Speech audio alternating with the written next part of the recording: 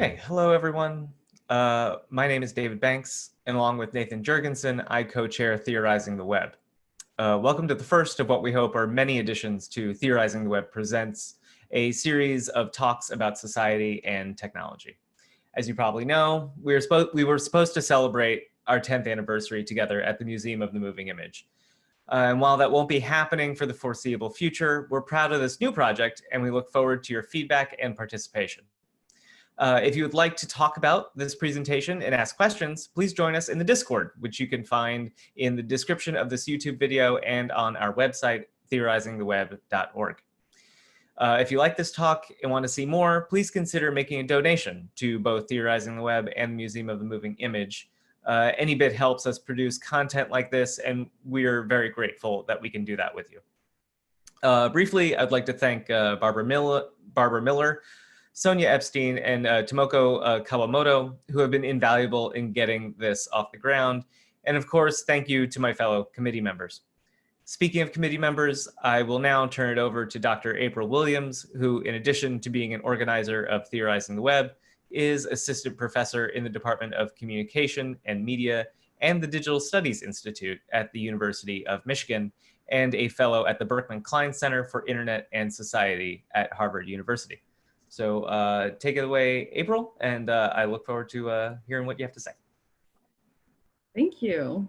Okay, so joining me today will be Dr. Allissa Richardson, an assistant professor at the USC Annenberg School for Communication and Journalism, an affiliated researcher at the New York University Center for Critical Race and Digital Studies, an incoming fellow at the Berkman Klein Center for Internet and Society at Harvard University, and the author of Bearing Witness While Black, Smartphones, African Americans, and the New Protest Journalism, published with Oxford University Press, as well as Mutale Nkonde, who is the founding CEO of AI for the People, a nonprofit communications agency.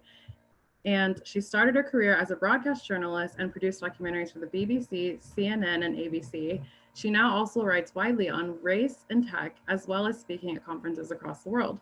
She is currently a fellow at the Digital Civil Society Lab at Stanford University, a member of the TikTok US Content Moderation Advisory Council, a key constituent of 3C UN Roundtable for AI, and an affiliate at the Berkman Klein Center for Internet and Society at Harvard University.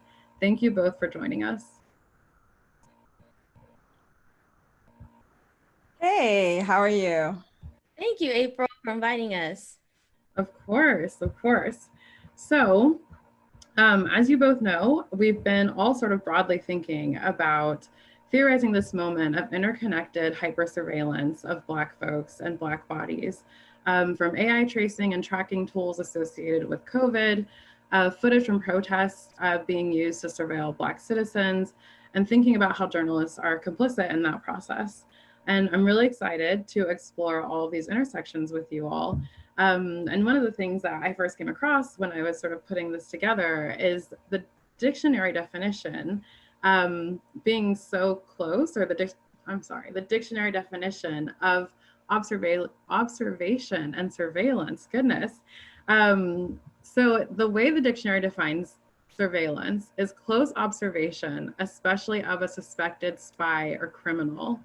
And of course, that's not the only definition, but even that definition is deeply connected with race, right?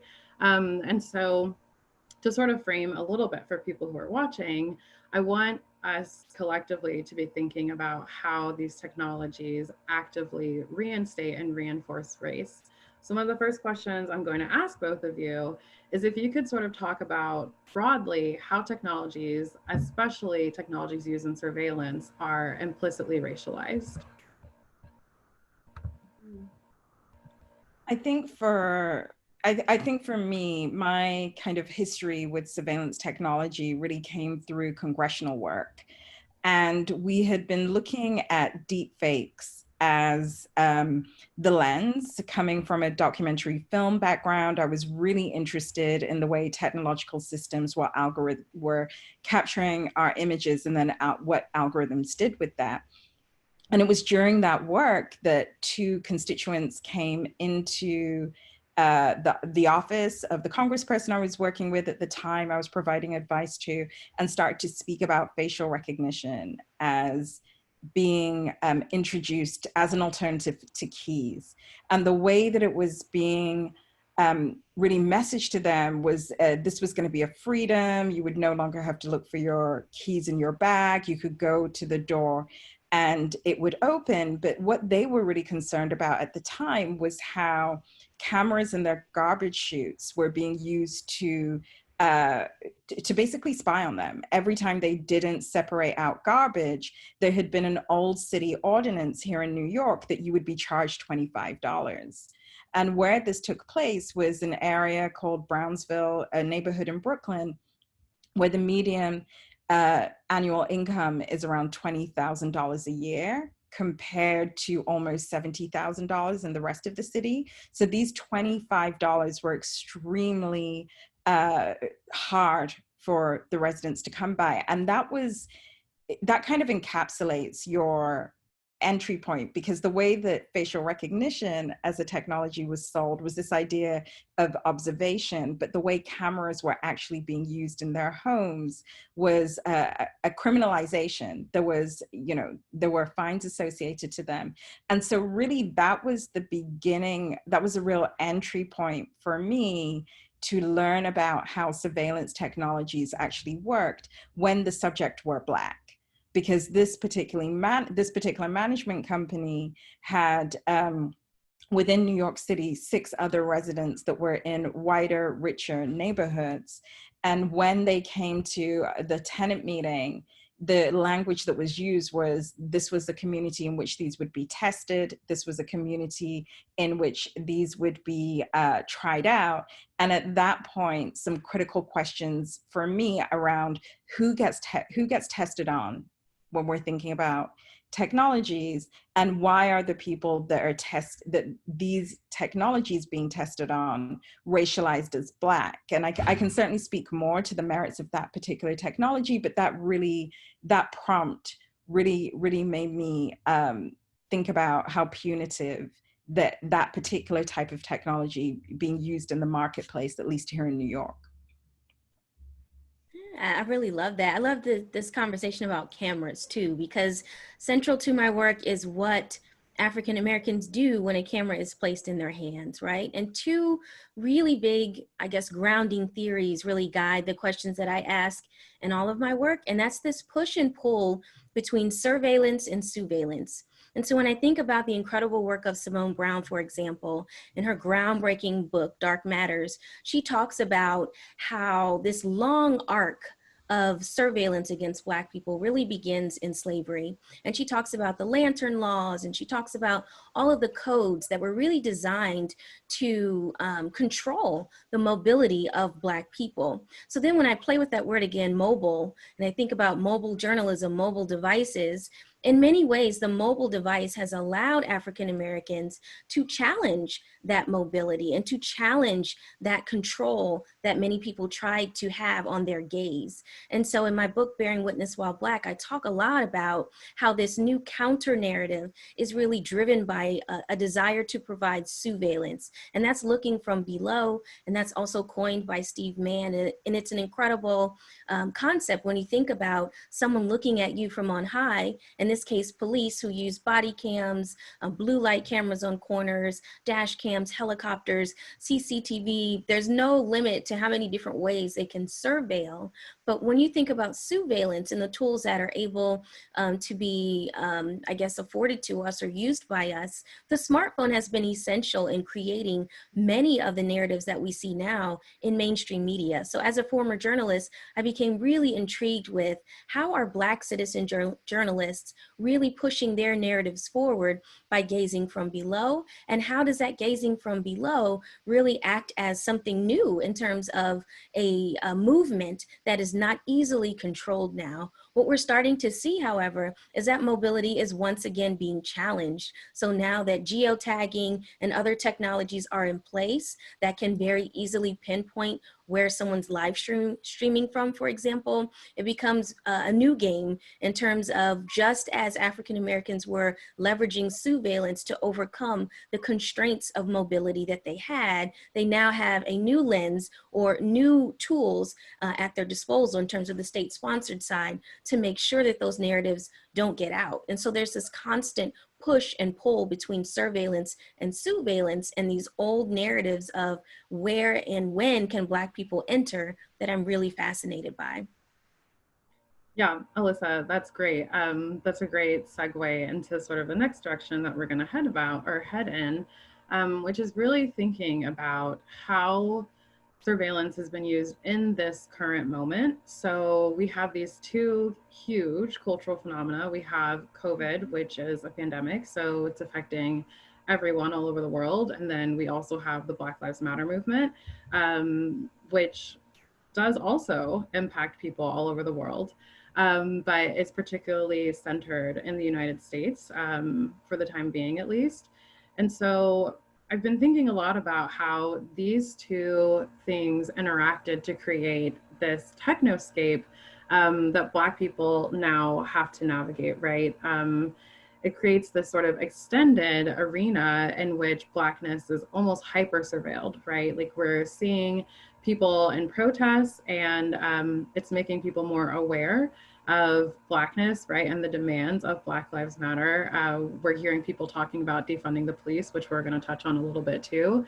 And so people are really starting to have these conversations more visibly, but which is a good thing. But along with that, we also have COVID and this desire for people to track and trace. And so we're seeing the discourse sort of shift around that, the tracking and the tracing.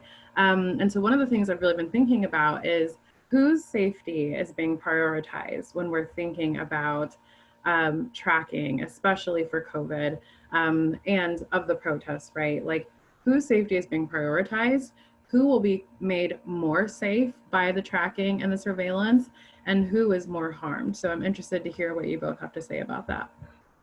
Yeah, one of the things that I found really fascinating in researching this book is that there were so many grassroots activists, organizations here in Los Angeles that were able to map the movement or the mobility again of police.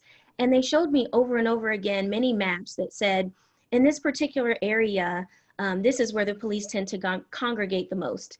And try to guess what part of town this is. And as someone who's only lived here for about 3 years, it's pretty difficult when you shrink a map to see what exact neighborhood that is. And so, for example, I would say, well, I think that is Beverly Hills or so.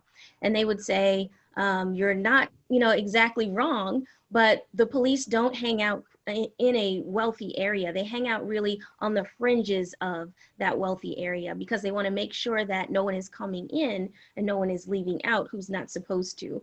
And so that was really striking to me because I assumed all the police activity would be, for example, in Skid Row. And I would say, well, I think the police will be here. I think they will be concentrated in this particular area the most. And time again, they would say, nope, it's around the fringes of these wealthier areas of Los Angeles that kind of create this border or phalanx to make sure that nobody penetrates it. And so when we think about who is going to be made most safe, I think about those maps that they showed me, the startling data visualization that showed you can actually map someone's behavior just by tapping into where their phone has been. We can see where they work, we can see if they've gone to the gym that day, we can see if they have kids and they pick up from school at a certain time. And so even when you try to anonymize this data, the patterns and the repetition of where we are flowing will definitely endanger people of color and create a heightened sense of surveillance.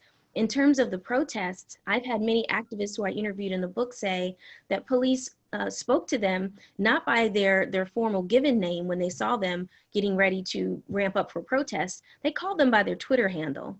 And so they were saying, wow, there are entire parts of police departments that are devoted to getting to know our online profile and perhaps looking at these anonymized patterns to see where we're going and what we're saying. Another layer that I'll add on before I kick it over, is that the Stingray technology is incredibly disturbing as well. There's been all kinds of reports, too many to even fit into this book. It would take another book to fill, in terms of police forces who have been investing in the technology that will listen in on cell phone conversations and text messaging.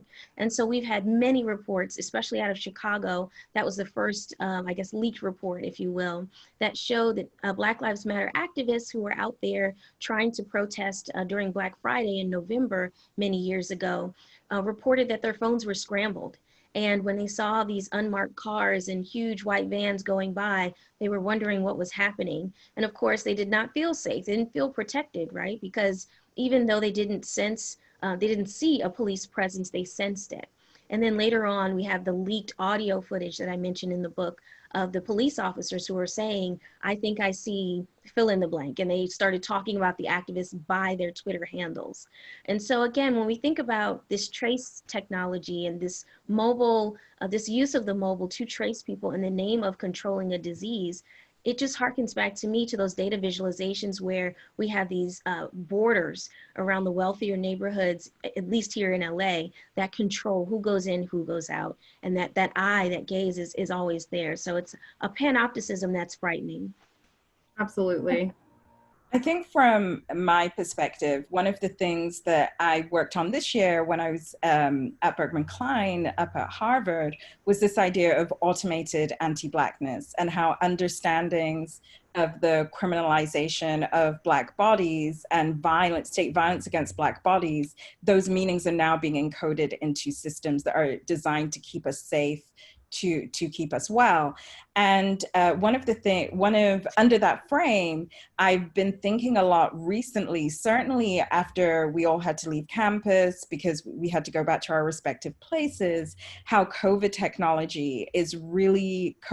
technologies is potentially part of that idea of technologies that would fit into this idea of automating anti-Blackness.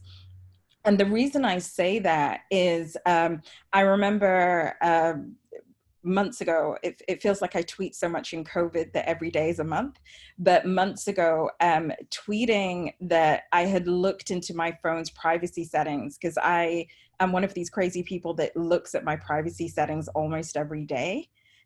Because of the type of work that I do. And within the privacy settings of my phone were this tracking enabled device. I have an iPhone 10, I think. And within the iOS, an update had been pushed and suddenly this capability was there. And as I went to my colleagues at Berkman, half freaking out, half asking a question, as I often do in that community, I was told that it hadn't been enabled. And that made me extremely scared because COVID in itself is a disease, but the disease has social meaning. And one of the things that we had found out prior were African-American people and Latinx people were those most impacted by the disease. And therefore, in the tracking of this disease for public health purposes, we were then going to be over-indexing Black and brown bodies and then labeling them as diseased. If you actually did follow through with, once you've used the technology, you have a positive test and you upload to the cloud, that data set is going to be skewed by people who are poor, people who don't have access to healthcare, people who are otherwise structurally enabled, and then labeling them as disease, which really harkens back to ideas of eugenics that we saw at the dawn of medicine, which was the experimentation of enslaved women's bodies. And I'm forgetting the author, and I hate to forget authors, but Medical Racism was a really, really famous text that's really informed this idea that because we were declared as 3/5 of people within the Constitution, then from a medical perspective, our bodies were not human and therefore more subject to harm. And the reason that really concerns me is that I saw so little in the popular press about Google's entree into the medical system. If you look at their AI spending budget, and if you go into those pages, what they're trying to do is create things like automated charts, which require this medical data. So when you go into a hospital, it can predict what you're coming in for, and then therefore the type of treatment, and how within that data set, there would be this confluence between Blackness and disease. And because we don't have overriding privacy legislation, what is there to say that the insurance companies could then justify higher rates to insure Black bodies based on some of these tracking technologies? And that's something that I've written about extensively in terms of automated anti-Blackness, because it's this idea that it's a COVID tracking technology, which we need in a pandemic. It's of a public service, but that data set is being collected by 2 private companies who within their mandate are not supposed to pursue the public good. They are supposed to pursue shareholder value. And the fact that we're uploading or supposed to upload our medical information means that we are then foregoing any chance to have HIPAA laws or any other protections over medical information because we've given it up freely. So when you think about the question of who does this protect, I don't know that I can answer that directly, but I can say that it does not protect the lives of Black people based on the way that Black medical information has been used. And now we're using telephone geolocation technologies to really, in this idea that I'm playing with, to really automate our anti-Blackness in the field of health. And then the final thing I'll say, because I don't want to take up all the time on ranting about COVID tracking technologies and why I think that Black people should be particularly cautious of this, is I had to leave my house. I don't leave my house often because I'm scared of sexism, racism, and medical malpractice. So I pretty much stay here until we have a cure. But I left my house and then my phone went off and told me that somebody was more than 8 feet. There was someone within of my 8 feet radius. I, like many Black people, live in a redlined neighborhood.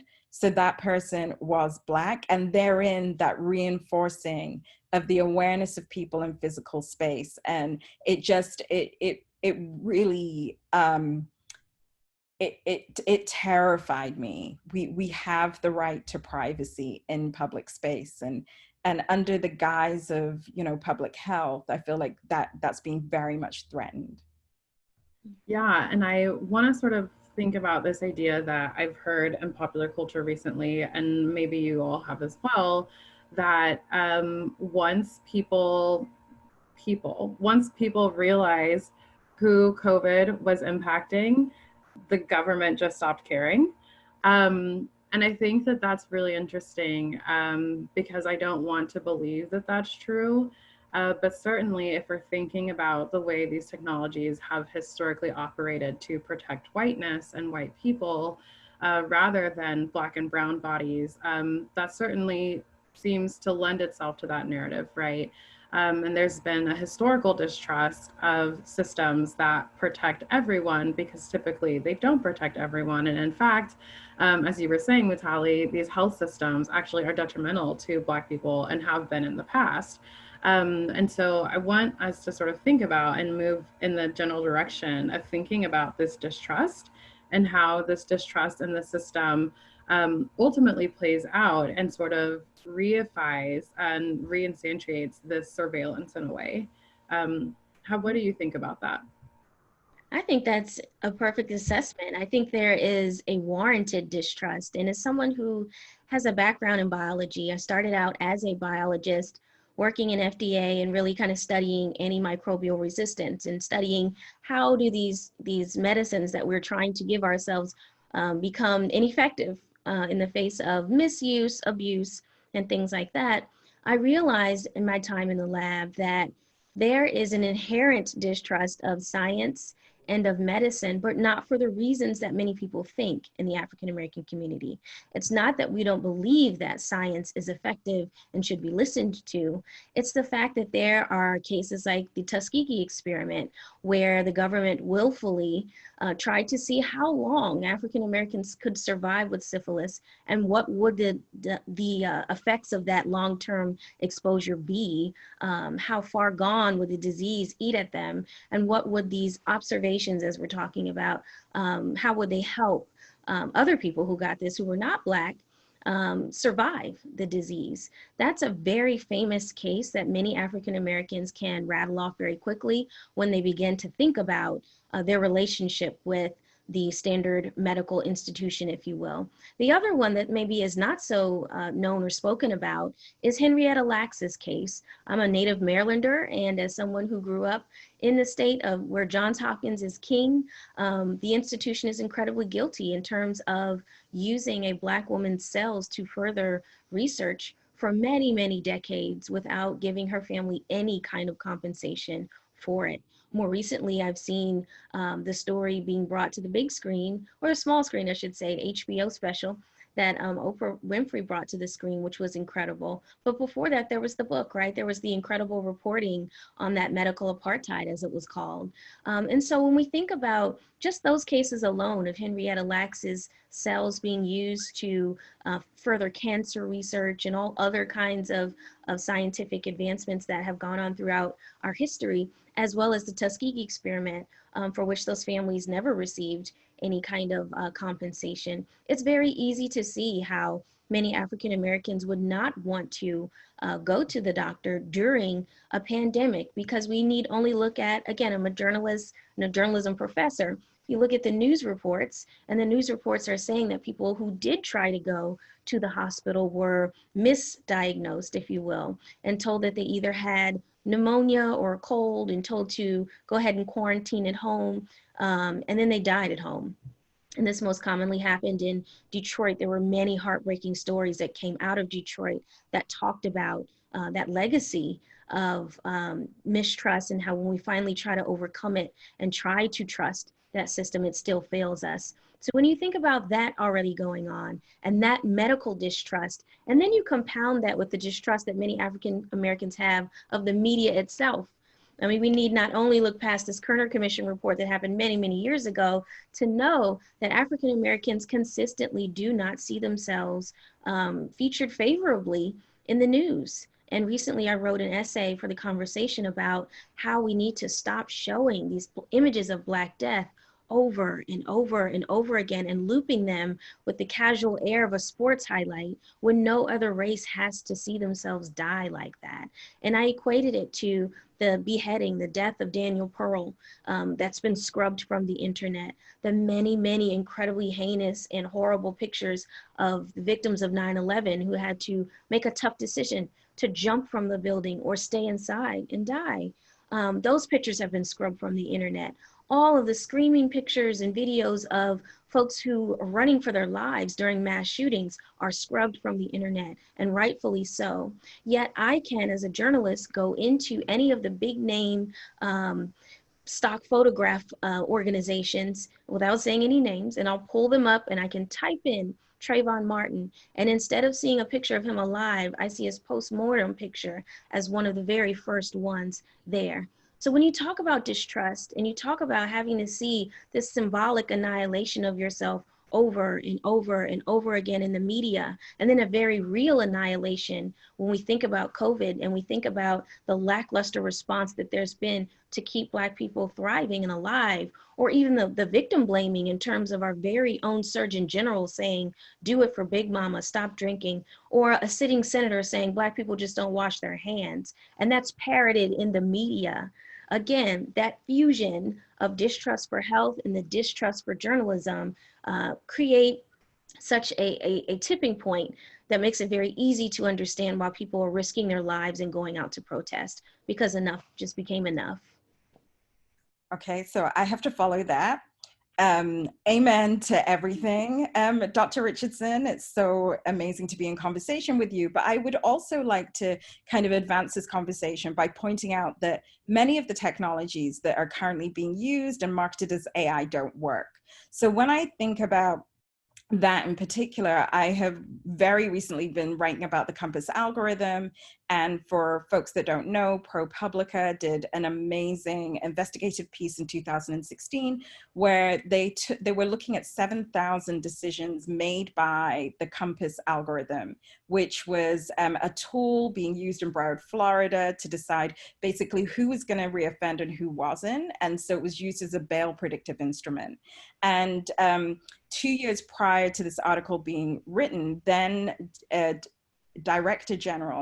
then Attorney General Eric Holder had had a meeting where he had spoken about how risk assessments within criminal justice were going to increase racial bias. He felt that given the fact that crime data was already encoded with racial bias, by automating that, again, using that automated anti-Blackness frame, you were going to get more of the same results, and he was ignored. So when we think about questions of trust, we've also got to think about the disrespect and disregard for Black expertise, where we're very often the first people to point to this. And because it comes from a Black mouth, and because these are expertise that are held and developed by Black people, white power structures, those that decide who produces knowledge and who ingests knowledge, disregard it. And in this particular case, ProPublica,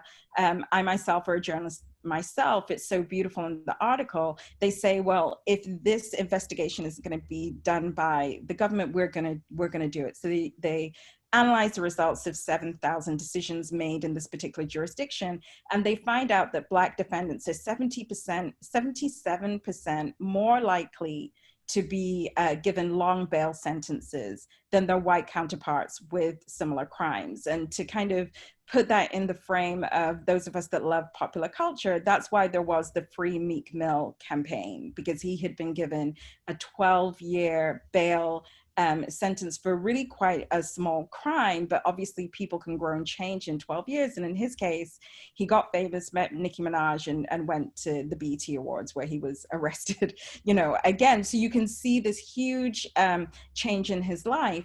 But one of the things that people rarely say about that particular algorithm was that it was only correct 20% of the time. So of those predictions that were made, this magic of AI, it has an 80% failure rate. So this distrust is really also a recognition, and it's Black brilliance pointing out that these technologies are pre-market. They are being experimented, going back to use that same analogy that I did in terms of health, on Black populations. And we don't have the structural power, and we certainly don't have the rules in place to say that we cannot have untested technologies in the marketplace. So when I was in Congress, one of the first things that we did was mass education for Congress people, along with my then colleagues at Data and Society Research Institute here in New York, where we talked to them about what an algorithm was, how it worked, and the implications that it had on Black communities, because my target were the Congressional Black Caucus. And I had to find a way of creating a narrative that would make technology real for them. And criminal justice was an area that they have always been engaged in. And I would argue that all Black freedom fighters have been engaged in. So I'm really looking forward to defund the police, but that's a different question. Yeah, we're actually going there next. Oh, we are good. Yeah. But one of the things that we found with this idea of algorithms was this trust that the math was correct. Mm-hmm. When in actual times, there's so many different types of technologies where they don't work, and they specifically do not work for Black people. But because we are the canaries in the coal mine, they're marketed, they're used. And then in the cases of people that want bail, Meek Mill being one, but he represents so many people who are given these wrong determinations, it changes their lives in ways that are only harmful. And that is only happening because they're Black. And that is a way to deploy white supremacy through these neutral processes, algorithmic decisions. Right, absolutely. So as you segued us so beautifully, distrust is really central to the idea of defunding the police. Within that cry, that rally to defund the police, is the idea that Black people cannot trust systems that were created for white people or by white people to maintain whiteness and white supremacy. And so the question that I want to ask both of you is AI tech compatible with defunding the police? Is it possible to use these technologies in a quote responsible way if we're going to defund the police? And in other words, does defunding the police also mean regulating AI technologies? I think that, oh, go ahead. What did you say, Dr. Williams? I was just going to say, it's a lot. I think I packed a lot into that one question, but feel free to pick it apart and do whatever you need to do with it. I think I want to back it up just a little bit in terms of when we say defund the police, what do we mean? And I think that for people who do support that movement, it means defund it in the way that public education has been defunded systematically many, many years. We've had all of these incredibly astute Black scholars like Eve Ewing show us how school closings can, in specifically Black neighborhoods, shape and change that school to prison pipeline. So when we think about defunding them, schools have been defunded for decades. There are many, many public school districts in our nation right now that have the bare minimum in terms of supplies, let alone think of trying to reopen those things during a pandemic. It becomes quite, I don't even know the word to use, but it just seems hateful to open up schools in some of these very, very marginalized communities that had the bare minimum to begin with.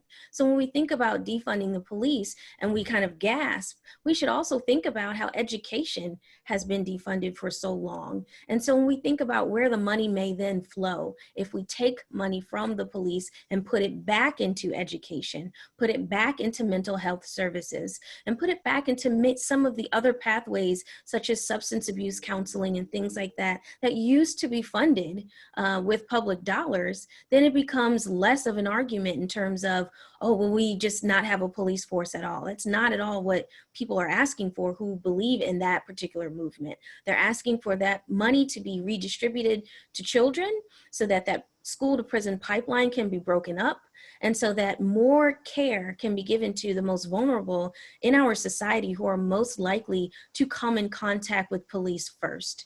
I think that one of the things that also I hear when I think about defund the police is how so many of these cases that I wrote about in the book are started by these smaller or these petty crimes that we're thinking about. And most of the time, they're these petty crimes of people who are trying to actually be entrepreneurial and people who are trying to make a way for their families. So if we think about, for example, the case of Eric Garner, and this is one I really harp on in the book, it infuriates me to think about a man who lost his life because he was selling loose cigarettes in what is an entrepreneurial endeavor, and that many people would criticize and say, well, you're not supposed to be doing. But if you have many kids, and again, smaller, different structures in place where you live in terms of gaining employment and keeping employment that would make it so that that's not an option for you, that is when this whole discussion of defunding becomes essential, because in that particular case, he lost his life for selling cigarettes, but then the person who took it was given a raise, right? And so even though Officer Pantaleo was the person who was taken off the streets and put at a desk job, it has been widely reported, and I touch on in the book, how he received a raise that put him well into the six figures, right? And so when we think about that, and we think about his daughter, Erica Garner, dying, trying to get him justice, having a heart attack well before her time, before she even turned 30 as a new mom. And we think about his baby girl, Emerald, then having to pick up that baton and say, someone needs to be arrested. And the life that's lost in terms of all the years that you're spending trying to get justice while someone else is enjoying a raise. The defund the police rallying cry makes much more sense, because you're thinking of people like Alton Sterling who are selling CDs and DVDs trying to make a living. We're thinking of people like George Floyd, who in the middle of a pandemic is trying to, quote unquote, float a $20 bill because he wanted to get something from the store. And he moved to Minneapolis to find work. It's not like he was not working, but something in our system is not working when we say that we have all of these men, women, also, who are trying to find work and trying to provide for their families, but are getting poorer and poorer, and trying to find other ways to support them that bring them in direct contact with the police, who in many cases are making more money than anyone in the community. It becomes quite troubling. And then some will argue that police are paid very, very small amounts in smaller cities. They may say, well, not every cop makes six figures, and that's very true. But one of the things that I also found in researching the book is that many police forces have been able to militarize themselves to the degree that we see because they're seeking grant funding.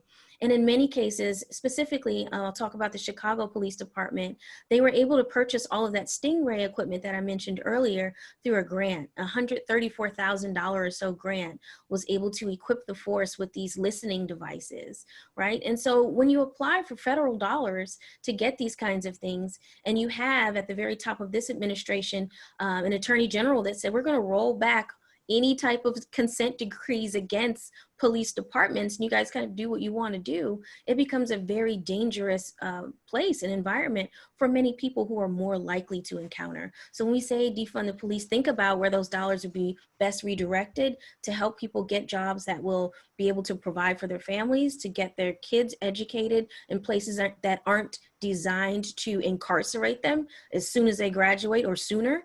And those are the kind of things that are all tied into this Black witnessing, because Black people, again, have been the ones blowing the whistle on all of this and picking it apart to such a degree that they show race as a central factor in all of this technology and the decision making that stems from it. So I think kind of picking up on there, thank you, Dr. Richardson, that was brilliant. I think picking up from there, kind of attacking this question of regulation that you pose. One of the things that has been really interesting to me in terms of defund the police was the response of the Congressional Black Caucus. And that's really the body, the federal body that I've been really focused on over the last few years. And one of the things that I found that while I was doing that work, we entered the biometric barriers bill. And within that defund the police moment, we were actually in a position to offer language that had already been drafted that could then go into the larger Justice and Policing Act of 2020 that was entered to the House last month. And in it, we argued that the use of facial recognition, because of the fact that it has this inaccuracy issue that I referred to in my last response, if you have dark skin, so we're not even speaking about Black skin at this point. If you have dark skin, the gender shade study that came out of MIT by Joy Bulawami and Timnit Gebber will tell us very clearly that it is going to misidentify you 40% of the time. And the way that these facial recognition body cams were even brought into police forces are through these grants that Dr. Richardson just referred to, but specifically grants that were expanded under the Obama administration in response to the uprising in Ferguson, Missouri, after Mike Brown. So one of the things that people speak about in the history of Black Lives Matter as a movement, they often really jump over those policing, I call them powwows. I'm sure that there is another way, or I shouldn't call them powwows, actually, as I think about it, that's insensitive, but I call them meetings of Black Lives Matter protesters, police, the Obama administration, and the Attorney General's office. And their response at that time was, let's reform the police. Let's reform the police. And within those reforms, we still went on to see the deaths of Sandra Bland, Breonna Taylor, because women's deaths are not raised in this. And I want to make sure that in this particular conversation that we do that, specifically as Black women. I'm thinking of Castillo, the one that was live streamed over Facebook. These deaths continued because in that particular instance, reforming the police didn't get to the fact that they could still buy this AI technology that was designed to surveil Black bodies. And the logics and the culture of policing are really do harken back to this idea of when bodies were enslaved and we would have white people literally overseeing people do their work in the fields. Like what these people were looking for and what they were overseeing is still a complete mystery to me. And Hollywood has not really provided me with any credible answers, given that they had already been taken from Africa, had no idea who they were in a foreign land, and didn't even know the other people on the plantation. And despite that, we resisted, ran, and continue to advocate for our freedom to this day. So shout out to Black people. But beyond that, the fact that policing has become enabled, right? The ability to cause harm to Black people under the guise of policing has been reinformed by AI systems like ShotSpotter, which is a listening technology, as Dr. Richardson has been referring to. And here in New York, ShotSpotter is a technology where when the algorithm thinks it's heard a gunshot, can then record ambient sound and the conversations of people around. But that could be warrantless search. Like, what are you looking for, bro? Like, people are really just saying hi to each other, shut it off. But that's in Black neighborhoods. We're not finding it in rich white neighborhoods where privacy is a right that's afforded because of money and what I would call American caste, as I've seen in the writing. So my argument and the position taken by the Congressional Black Caucus was, we cannot have a conversation about modern policing unless we have a conversation about AI regulation. The technology as it stands does not work. If the images can be used to incriminate the wrong people, we have just seen that case in Detroit where a man was arrested in front of his family for being in a store where he stole $3,700 worth of luxury watches. It turns out that he hadn't been in that store since 2014, a fact that was verified using geolocation data of his phone. So they obviously had that technology. And in the case of his interrogation, the idea that pictures of Black people look like Black people is a fallacy, because when he held the image up to his face, it became very clear that they had just assumed all Black people look alike, because the person did not resemble the person that was now in custody. And it was just that a police officer in that particular incident said, well, the computer got it wrong, is the only reason the ACLU have a case against facial recognition. And that's the first one that we know about. So when we say regulate, it's not just the technology is wrong. Human technology, looking at Black people, distinguishing one from the other, and then using that to criminalize isn't there yet. The technology of our human eyes. And in his particular case, because he's gone through booking, his biometric data is now within the Detroit police system. Because how is he going to get his fingerprints back? How is he going to get his photo back?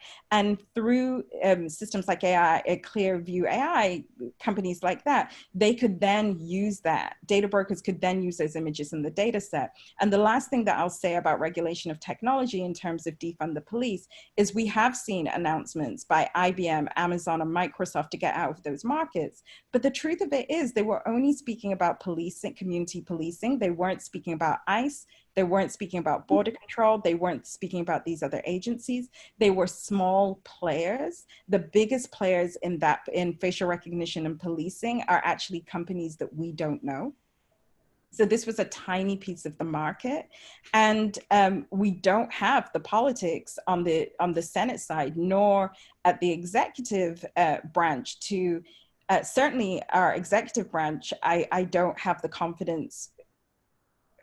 Wait, I'm trying to be polite. I just don't think they'll understand. I think they have other things to think about. They're not thinking about those things well, and this is complicated. So we would need to vote people that could at least hire people that understood, but we also are in political disarray. So my argument would be that defunding the police, to follow on from Dr. Richardson, first of all, has to be understood to be a public good, which I certainly believe that it is.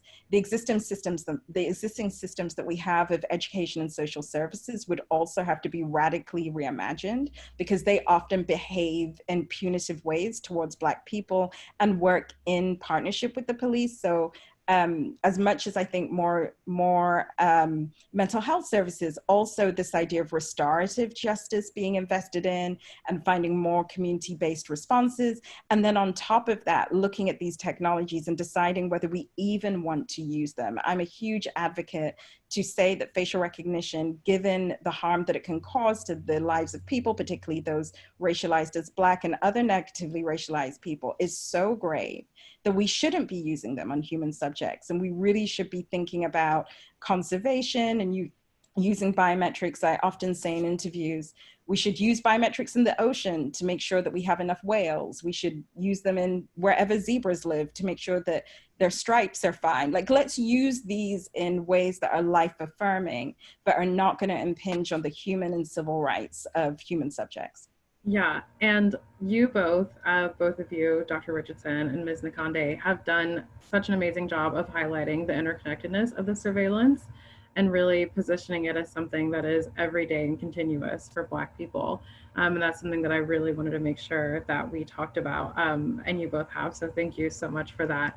And we have just a few minutes left, unfortunately, and we're gonna turn a little bit and take some questions from the audience. Who's watching, and I'm gonna have to put you both on a 1-minute time response for these questions because we have 3 and I wanna try to get them all in. So the first is from Joseph, and he asks, or they ask, Dr. Richardson's mention of the Tuskegee experiment just reminded me of a trend I've noticed of anti-vaxxers and other conspiracy groups that are using that as a means of denying mask wearing and future vaccines.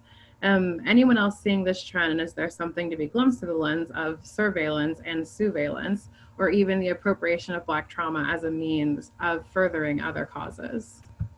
That's a great question, Joseph. And I teamed up recently with Dr. Maya Williams-Fain, and we're going to be writing a paper about the Black right, if you will, the far right.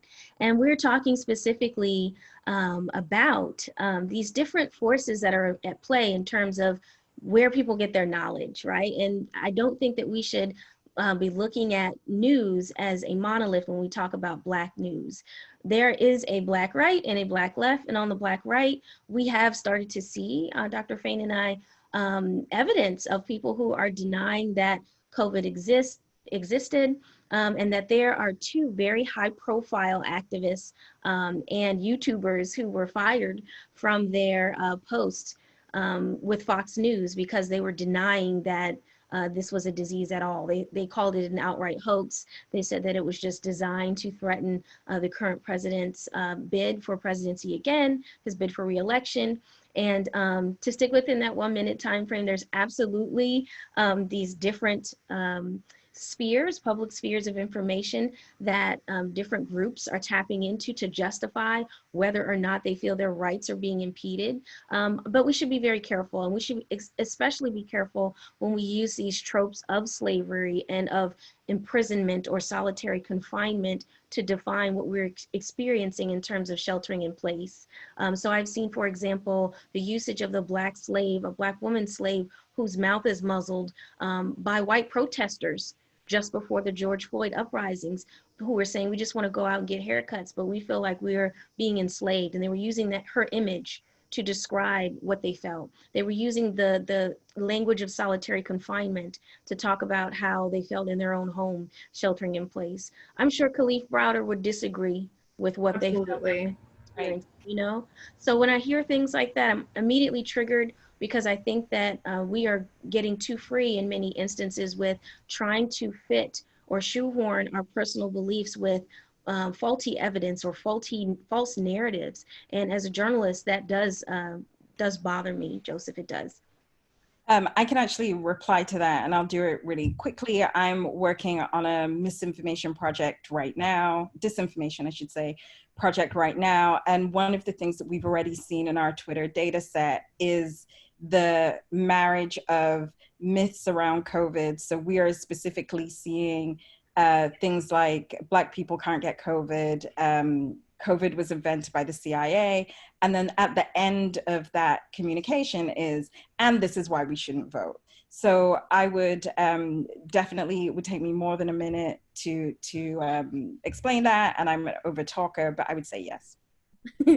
Awesome. And so the next question is given the history of racism in medicine and medical research, Black people are right to be distrustful of the medical establishment. At the same time, there are concerns that the COVID vaccine development overwhelmingly involves white subjects. The recent Moderna trial had 89% white subjects. So how do we make sure that the COVID vaccine is designed and deployed in a way that benefits Black people?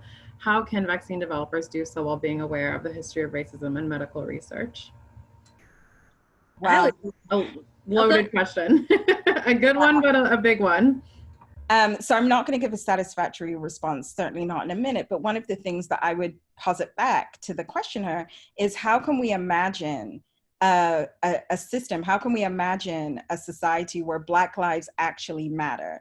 And within that society, Black lives mattering so much that we're not harmed by those that we look to protect us.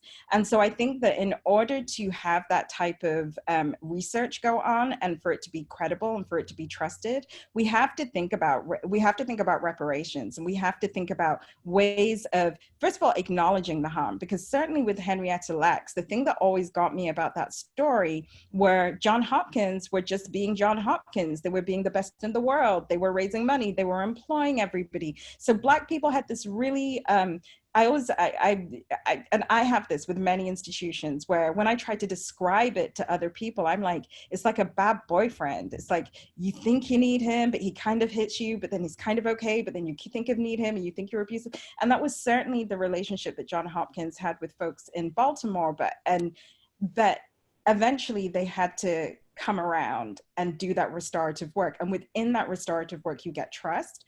So I'd say that the medical establishment would definitely have to do that. How, I can't tell you in a minute.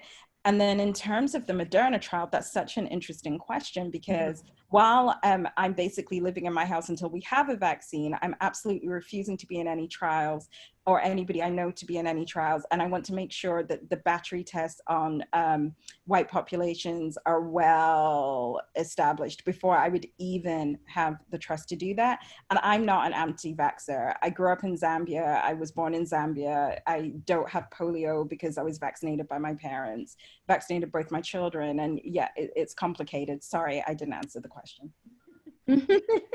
And so did you want to respond to that, Dr. Richardson? I just want to piggyback on one thing that Mutale said earlier, is that Black brilliance is present and it needs to be trusted. And in many of these cases, when African Americans face another African American in a medical setting, there is a sense of a sigh of relief, and still you're on your guard a bit, because just because you're Black, it doesn't mean that I should automatically trust everything, but I am a little bit, my guard is down a bit more. And when I think of cases, again, in the journalism, I see citizen journalists who recorded a Miami doctor who was arrested in front of it, well, attempted to be arrested in front of his own house. He was handcuffed, and his wife had to come outside and show to the police officer his ID. And then the cop still asked him, well, what are you doing with this van? And he said, I'm treating homeless people who are living in Miami to make sure that they don't get COVID. And I was just unloading my van and, you know, doing what I need to do at the end of the day. And I think of Black doctors like that who are in the thick of this and trying to be first responders, trying to be the pillars in their community that we need them to be right now. And they are still criminalized. There's still that Black skin behind a white mask, right? And so if we think about that play on Frantz Fanon, it becomes incredibly scary to be in the medical field as a caregiver at this time, when you know that you could be criminalized as well. So I think that when we think about these trials, we must include Black doctors, not only in the development of these drugs, but in the administration of them and in the testing. Absolutely. And we have one last question. You both get 30 seconds, and that's it. It'll be a hard 30 seconds. And this one's from Afsana. Have the panelists observed a change or even a shift in methods of state surveillance against nationwide BLM protests in the US in 2020 in comparison to previous years?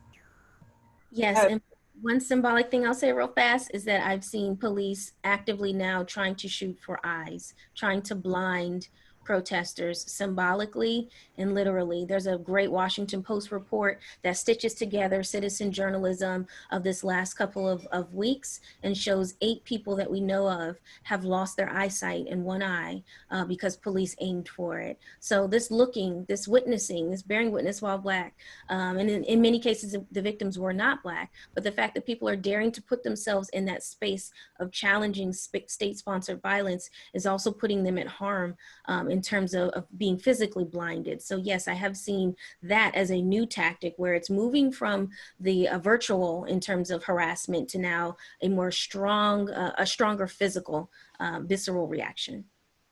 The only thing that I've noticed is in journalism generally, being able to find out how the different ways they triangulate data to try and figure out who is where. And there was a very famous story on the front of the New York Times where they had arrested a protester based on Pinterest boards, Facebook posts, and I think TikTok dance videos, and that's how they got to the person. And I knew that they had Facebook units. I mean, Facebook units are very, very famous, but now I was like, wow, they're taking this cross-platform approach to surveillance, which I find extremely terrifying.